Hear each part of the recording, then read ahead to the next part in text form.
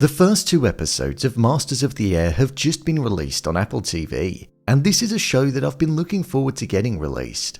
As a companion series to Band of Brothers, one of the highest rated TV shows of all time, I had high expectations going into the show, and after the first 2 episodes it definitely didn't disappoint. With the episode concluding with the bombing of Norwich close to the base where the 100th Bomb Division unit were based, let's jump into this show and break down all that there was to take away from it. Here is Masters of the Air episodes 1 and 2 ending explained. Just to let you know, this video will contain spoilers. The main takeaways from the first 2 episodes. So this show is set in 1943, where we saw the United States Air Force, more specifically the 100th Bomb Group and the 8th Air Force, carrying out their missions during the Second World War with the intention of bombing the enemy.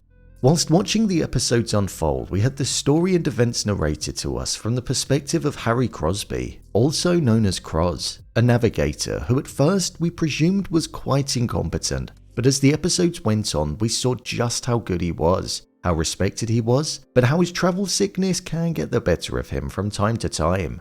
Whilst this show is about the missions that the unit were carrying out, one thing that it got across more than anything, and the main thing that I actually took away from these first 2 episodes, was the camaraderie, brotherhood and togetherness that was present amongst everybody that was there.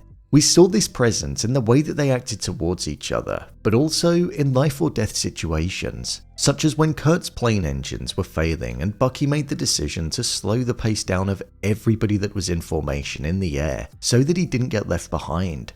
They really reinforced a kind of animalistic approach to the war, in the sense that if Kurt and his unit were left behind, there then would have been a strong chance that they may have got picked off by the enemy, as they were all alone.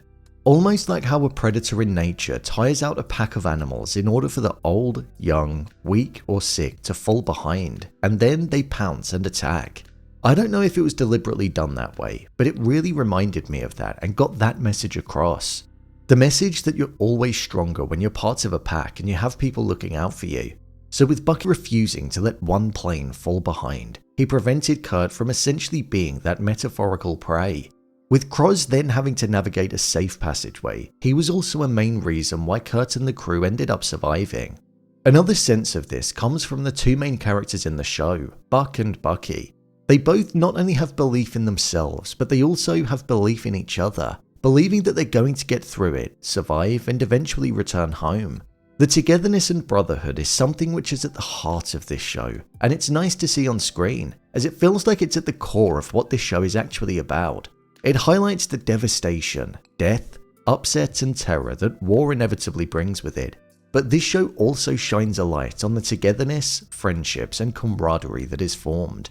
They each know that their lives are in each other's hands, and you get the sense that it's a feeling that not many people ever truly experience, or actually feel. So seeing it on screen is actually quite interesting to watch.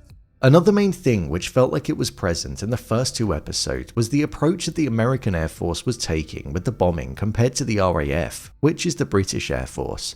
Over a few beers in the pub, the Americans and the British were across a table, and the British said how what the Americans were doing was almost like a death wish, going out in the daylight and doing precision bombing over enemy territory, rather than going at night where it would be harder to be detected, but it would ultimately mean that it would be less accurate.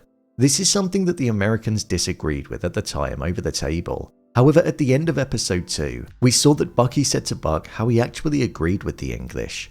This is whilst Norwich was being bombed in the distance during the night. This is something that I think we'll see getting more of a focus on as the season develops, the conflict in approach and them working out what the best way to do it will be. The 100th Bomb Group in real life was actually nicknamed the Bloody Hundredth, and it had this nickname because of the heavy losses that it had in combat missions when at war. We had an insight to this during the opening episode when we saw that 3 planes, which contained around 30 men, were taken out in the first mission, one which resulted in only deaths of their own men as they were unsuccessful with their mission. Within real life, it was sometimes viewed as an unlucky group to be put in when assigned to the Bloody Hundredth, so I feel we're going to be seeing many characters that we come to form connections with sadly losing their life. One thing that I found interesting is that there is actually still one person alive from the 100th Bomb Group from World War II, and he's now over 100 years old. Overall review. Personally, I thought the first 2 episodes of this show were really good. and they were really enjoyable for a number of different reasons. The way that this show looked when watching it was just great. I thought the scenes that were taking place in the air and whilst on the plane were really captivating to watch. The vast open sky, contrasted with the claustrophobic nature of being on board the plane or in the cockpit, made it feel tight and uncomfortable and almost like you were actually there. Austin Butler, Barry Keoghan, Callum Turner and Anthony Boyle definitely stole the first 2 episodes. Whilst it feels like the show is all about Austin Butler and Callum Turner's characters, the 2 bucks, I think we're slowly going to see it morph into one that's more focused on Anthony Boyle's character, Harry Crosby, the newlywed who had just been promoted. Each of these 4 main characters feel extremely fleshed out, and like there's meaning behind their actions.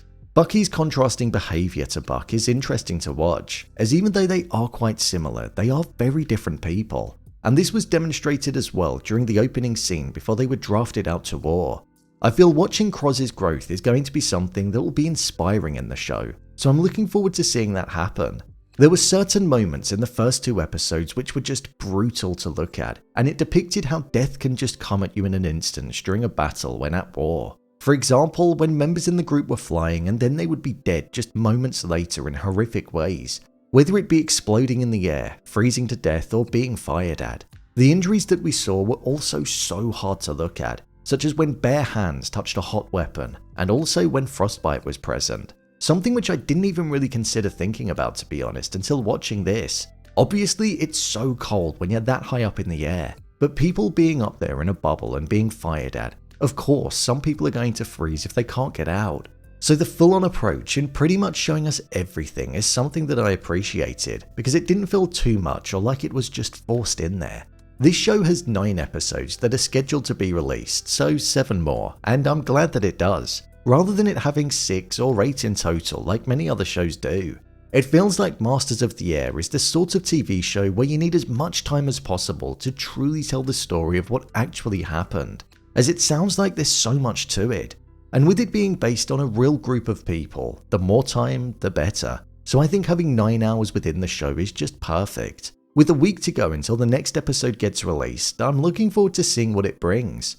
As judging by the trailer that appeared at the end of the episode, it looks like they're going to be plunged into even more danger where things will be going wrong for the bomb group. If you can't wait until next week, then the show is actually based on a book called Masters of the Air by Donald L. Miller. So if you want more detail, then you can always get your nose into that. So, there you have it, Masters of the Air episodes 1 and 2 ending explained. If you want to see more videos such as endings explained, theories and predictions and character breakdowns, then click on the card in the top corner. Or alternatively, you can head over to my channel where you'll find them all. I'll be covering this show every week, so be sure to come back for weekly breakdowns on it.